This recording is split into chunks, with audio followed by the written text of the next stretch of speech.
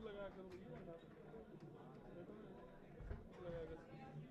Railway में इसका क्या काम है? तो ये वहाँ थोड़ी है जो इसको लगा देते हैं। ऐसा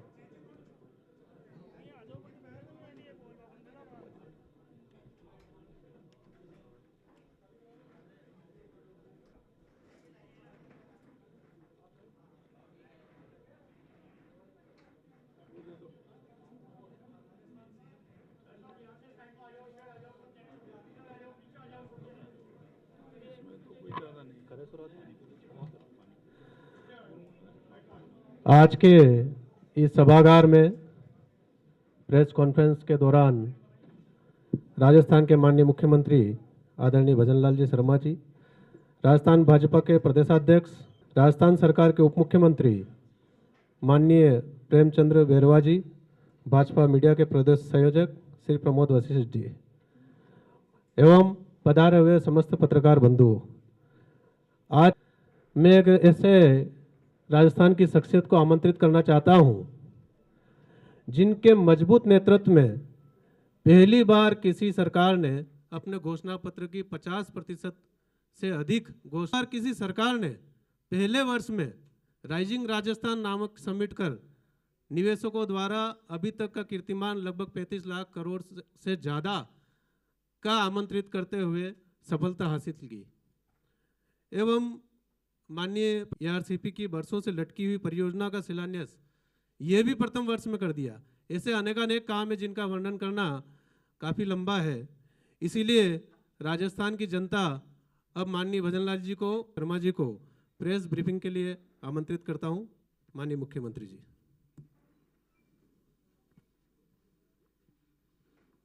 सभी को नमस्कार। आज की इस प्रेस में माननीय हमारे प्रदेश के अध्यक्ष सम्माननीय मदन राठौड़ जी, कैबिनेट में मेरे साथी उप मुख्यमंत्री प्रेमचंद बैरवा जी, हमारे मीडिया के संयोजक भाई वशिष्ठ जी, पिंकेश जी, सभी मेरे पत्रकार भाई और बहनों, आपने देखा होगा एक विषय है जिसमें चाहे दिल्ली में विपक्ष हो चाहे राजस्थान में विपक्ष हो, जो विपक्ष की भूमिका उनको निभानी चाहिए, विपक्ष उस भूमिका को नहीं निभा पा रहा है। और उन्होंने आज आपने देखा होगा जिस मुद्दे को लेकर के वो चल रहे हैं, यह मुद्दा तो आपको आजादी के बाद ही लेना चाहिए था, लेकिन आपने देखा होगा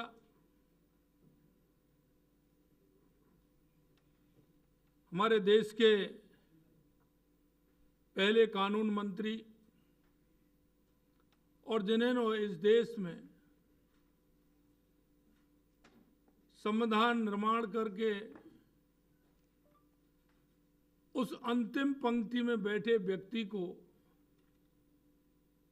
कैसे आगे लाया जा सकता है, उसके लिए उन्होंने काम किया। हम बाबा साहब भीमराव अंबेडकर जी,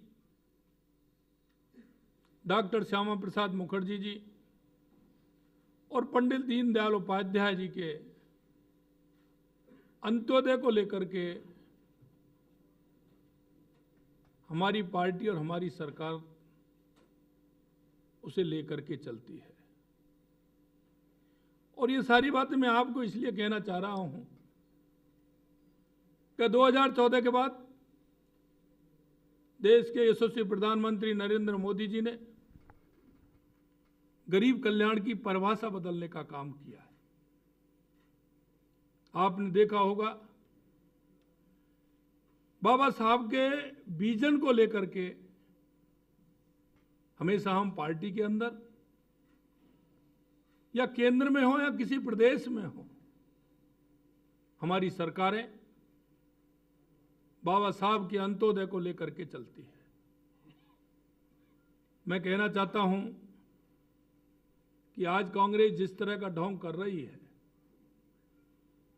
मैं कहना चाहता हूं कि कांग्रेस ने बाबा साहब को कितना अपमानित किया, उनका मजाक उड़ाया। उन्होंने कानून मंत्री पद से इस्तीफा दिया। इस्तीफा दिया नहीं, इस्तीफा लिया गया था। मैं कांग्रेस के उन लोगों से कहना चाहता हूं कि जरा वो बाबा साहब के उस इस्तीफे की कॉपी प्रेषित करें। बाबा साहब ने उसमें क्या लिखा, उनकी पीड़ा क्या थी। उनका 1952 का चुनाव कांग्रेस ने टिकट क्यों नहीं दिया, 1954 में भी नहीं दिया। बाबा साहब चुनाव लड़े तो उनका विरोध किया। देश की जनता इन सवालों का जवाब चाहती है। और आपने देखा होगा कि उन्होंने नेहरू, इंदिरा, संजय गांधी, राजीव गांधी के इस देश के अंदर कितने स्मारक, कितनी उनके नाम से योजनाएं, जिन्होंने इस देश को संविधान दिया, इस देश के उत्थान की बात की। आपने उनको क्या दिया, ये जरा अपने गलेबान में झांक करके देखिए। मैं आपके माध्यम से कहना चाहता हूं, मंत्री पद से जो बाबा साहब ने इस्तीफा देने को मजबूर किया, इस्तीफे के बाद सदन में बोलने तक नहीं दिया,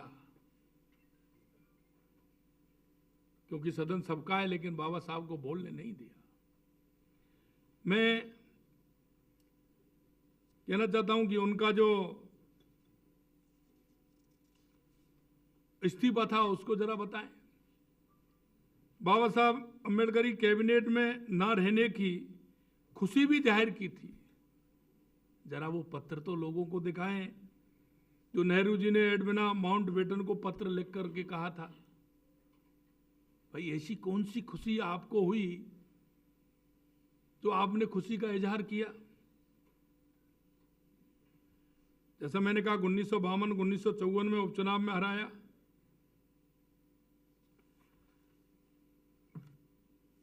कांग्रेस पार्टी इतने दिन तक शासन में रही,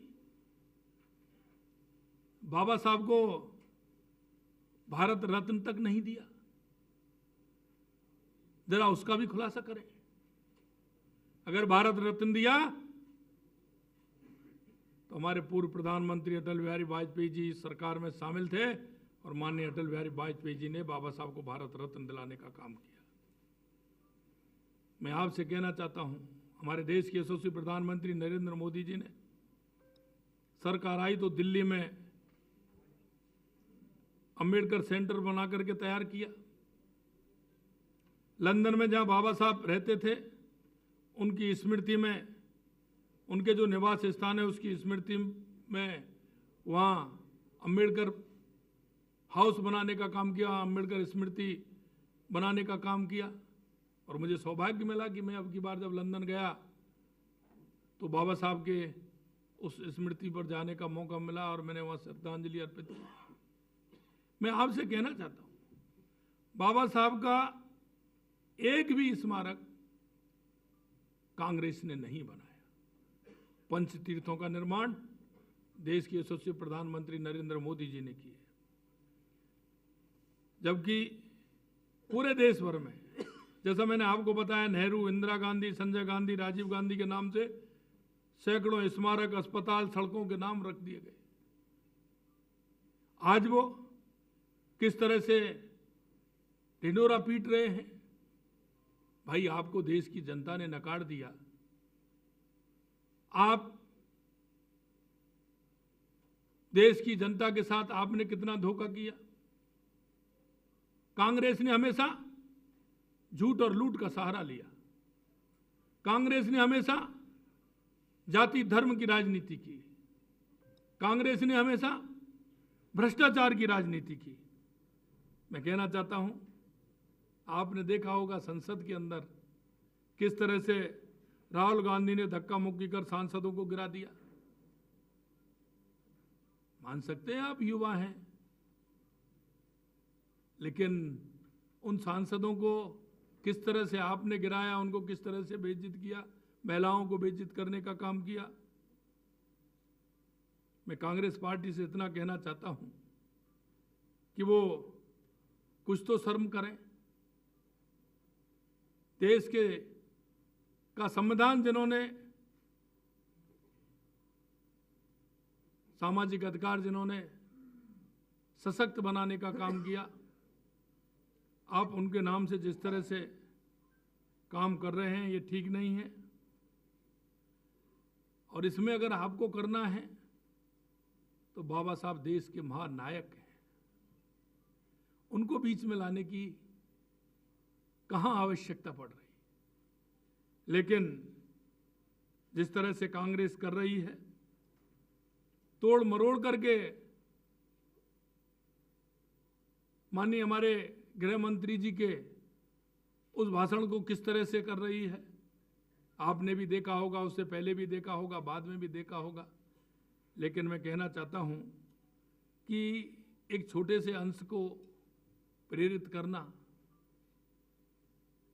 ये सर्वनाक बात है।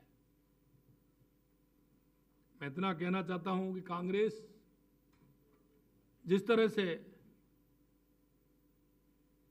क्योंकि उसके पास कोई मुद्दा नहीं है,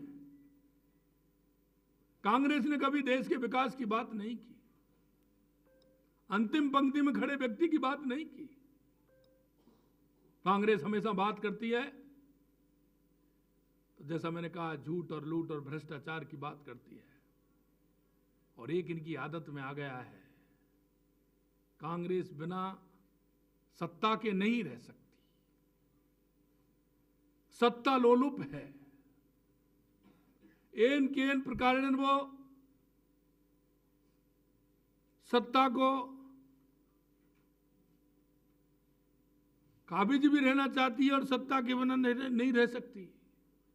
उसका अंदर का बड़ा दर्द है, क्योंकि उन्होंने जिस तरह से सत्ता का दुरुपयोग किया है, देश की जनता ने उसका जवाब उनको दिया है। और मैं कहना चाहता हूं, देश की जनता ये सारा कुछ देख रही है। आने वाले समय में जनता इसका भी जवाब देगी। मैं आपके माध्यम से यही कहना चाहता हूं कि बाबा साहब भीमराव अम्बेडकर जी जैसे महापुरुष को इस तरह से आप जो राजनीतिक के उसमें ला रहे हैं, ये ठीक नहीं है। बाबा साहब हमारे सर्वोच्च हैं, वो हमारे नायक हैं, कहूँ तो महानायक हैं। बाबा साहब ने इस राष्ट्र को दिशा देने का काम किया है।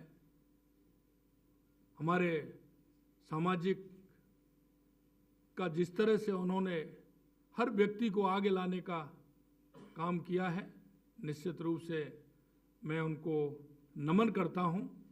और मैं कहना चाहता हूं कि भारतीय जनता पार्टी की सरकार या केंद्र में हो या राज्य में हो, बाबा साहब के बताए हुए रास्ते पर भारतीय जनता पार्टी हमारी चल रही है।